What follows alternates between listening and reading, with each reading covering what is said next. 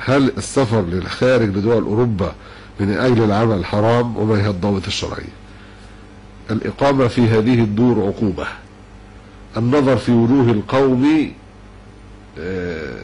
دعوة أم على ولدها، فالنظر في وجوه الكفرة أشد، وعامة نسائهم ممسات إلا من رحم الله، الله أعلم، لكن عامتهم إحصائياتهم هم ده عندهم تبقى حاجة عيبة جدا من بنت 16 سنة ولم تمارس الجنس. دي حاجة يعني بنت دي متخلفة اللي وصلت إلى هذا العمر أو معقدة نفسيا يودوها لدكتور نفسي إذا وصلت إلى هذا السن ولم تمارس الجنس. فشبابهم بهذه الطريقة أيضا، نسأل الله العافية، فجمعوا كيلا أو حشفا وسوء كيلا، يعني كفر بالإضافة إلى الإيه؟ إلى الفواحش.